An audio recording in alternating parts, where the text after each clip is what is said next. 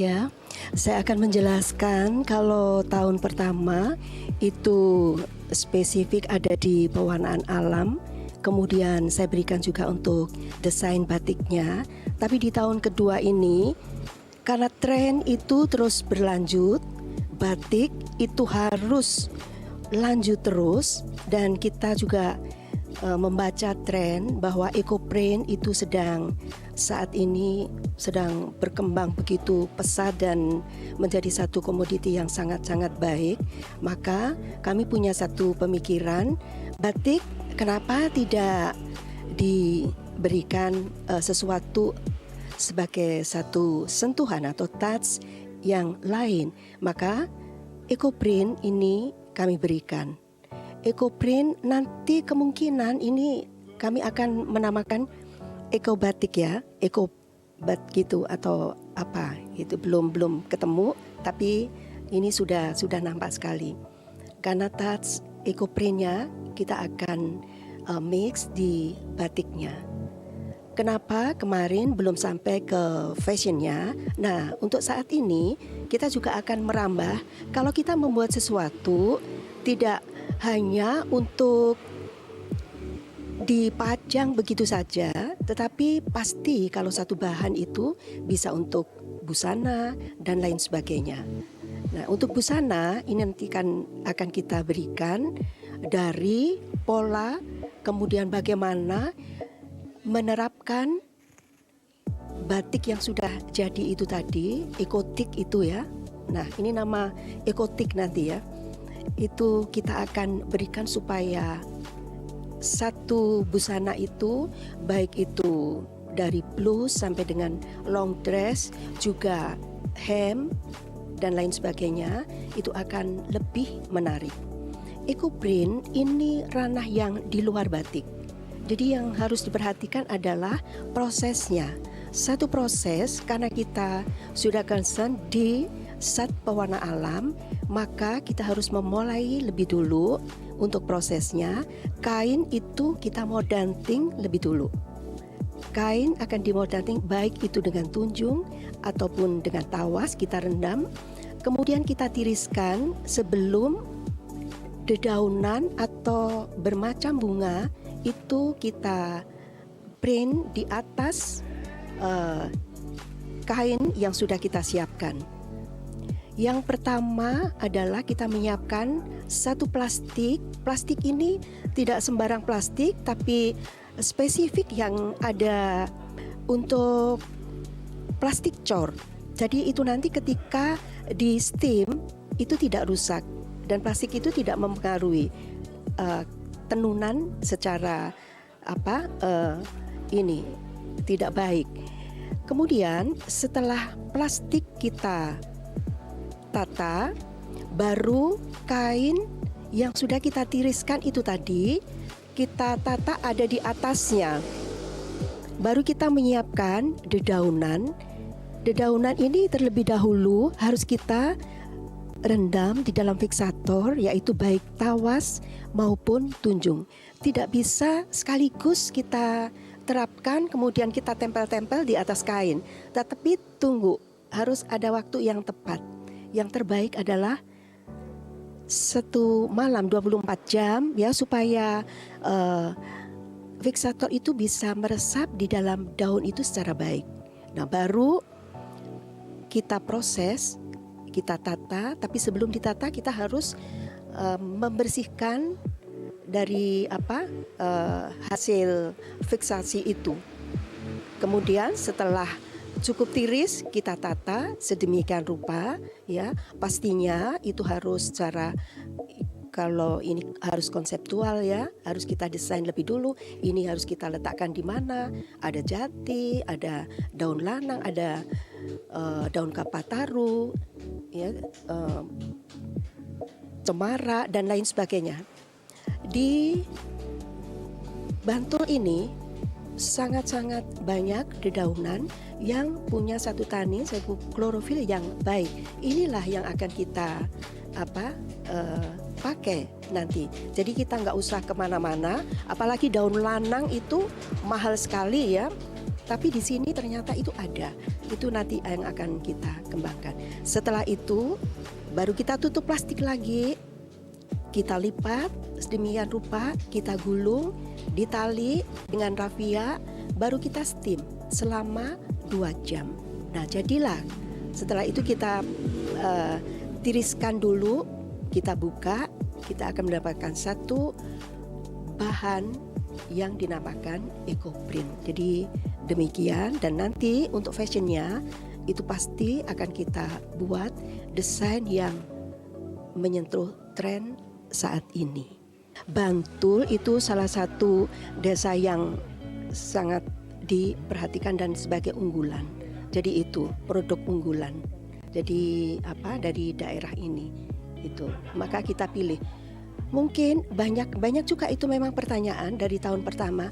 Kenapa sih dari Solo kok jauh-jauh? Solo itu kan banyak. Tapi inilah ya, karena kita apapun, saya dari Fakultas Seni Rupa dan Desain ada di Kriya Tekstil, kami semua ingin memberikan ada satu sentuhan.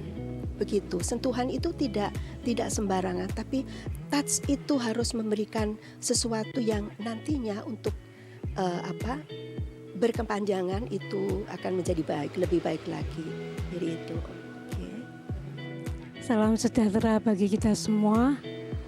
Pada hari ini kami tim pengabdian dari Gabungan Universitas 11 Maret dan UPY Yogyakarta mengadakan pengabdian kepada masyarakat di Batik Wongso, Bantul. Pengabdian kepada masyarakat ini tahun yang kedua. Jadi tahun yang pertama kemarin itu mendapatkan dana dari Dikti dengan skimnya PPPUD, jadi produk unggulan daerah. Karena memang di desa Pandak sini, Bantul itu unggulannya adalah batik. Nah untuk tahun pertama itu kita sudah mengadakan pelatihan, ya. Pelatihannya itu warna alam. Jadi warna alam yang ramah lingkungan, kemudian pelatihan akuntansi, kemudian manajemen keuangan, dan juga kewirausahaan. Kemudian dari tahun pertama itu luaran kita sudah seminar internasional kemarin di Tokyo, kemudian jurnal internasional yang terindeks Scopus Q2, ya. Dan juga kita pada akhir tahun kemarin monefnya di Surabaya. Nah untuk tahun yang kedua ini kita mendapatkan dana dari PNBP, UNS, ya. Pelatihannya adalah pelatihan EcoPrint. Nanti untuk detailnya akan dijelaskan oleh Bu Sarah, dan juga pelatihan tentang fashionnya. Jadi Pak Fendi ini dulu awalnya belum bisa untuk yang warna alam, ya. Dia warnanya kimia terus itu. Kemudian diajari Bu Sarah, fashionnya itu batik gabung dengan bordir, ya. Kebetulan pengabdian kepada masyarakat yang satu lagi di UKM Bordir Kudus, jadi kita gabungkan produk itu menjadi suatu fashion yang tentunya menarik. Dalam pengabdian masyarakat ini juga nanti kita akan mencoba untuk sedikit memberikan pengetahuan terkait dengan pengelolaan akuntansi. Jadi biasanya di level UKM atau usaha kecil menengah itu mereka cenderung untuk sebetulnya penerapan akuntansinya kadang terlalu sederhana, dan kadang walaupun sudah ada, kadang juga malah belum ada sama sekali. Jadi ini nanti juga penting, jadi bagaimana harus mencatat mulai dari biaya produksi, kemudian laba yang diinginkan dan sebagainya, sehingga harapan kami nanti selain tadi sudah dijelaskan sebelumnya terkait dengan pengembangan ekobatik termasuk fashionnya, tapi juga nanti juga kita harapkan kita akan juga memberikan sedikit bimbingan terhadap pengelolaan keuangannya, jadi agar nantinya usahanya bisa lebih berkembang. Jadi jangan sampai kedepannya karena mungkin ketidaktahuan atau kadang juga kurangnya perhatian pada pencatatan atau pengelolaan keuangannya, itu juga nanti akan berakibat tidak baik. Jadi kita mengharapkan nanti juga pencatatannya akan lebih baik sehingga perusahaannya atau usaha-usaha di sini juga akan menjadi lebih baik.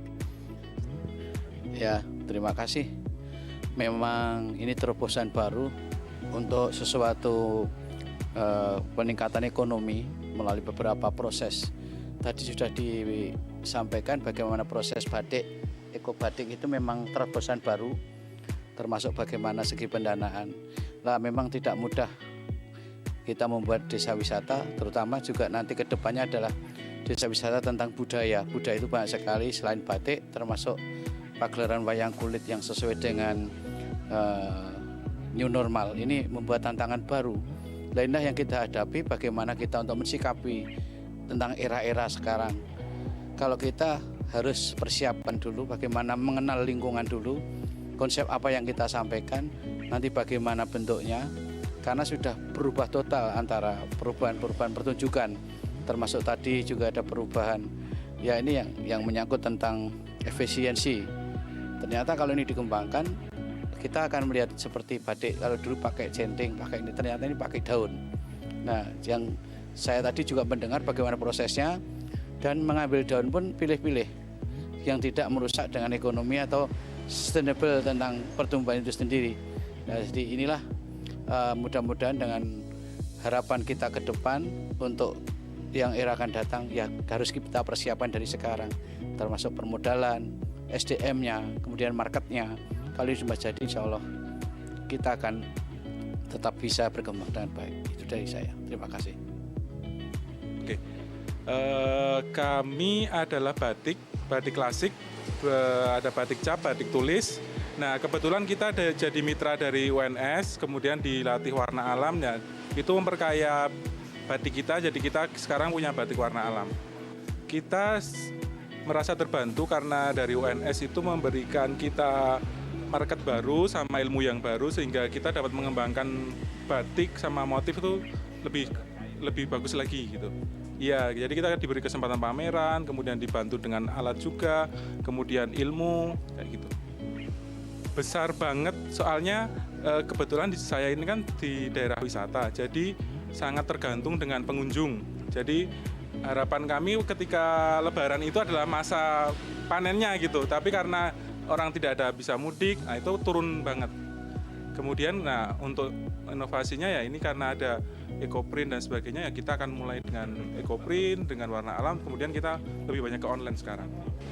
Nah, peran sertanya seperti ini, kayak ekoprint ini kan kebetulan saya baru belajar juga, dan ternyata tidak sesederhana yang saya perkirakan. Jadi dari sini saya benar-benar bisa tahu, oh ternyata harus seperti ini kan.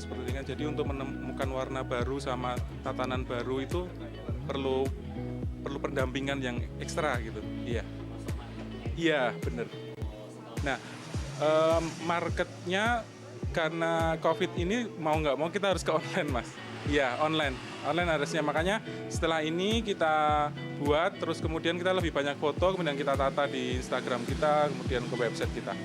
Ya, kalau untuk usaha sendiri ya semoga ini lebih maju lagi, kemudian kita bisa mendapat pasar baru karena kita punya ilmu baru ya di warna alam dan ekoprint. Kemudian dari tim UNS ya saya terima kasih atas ilmu dan kesabarannya membantu kita untuk menjadi lebih maju.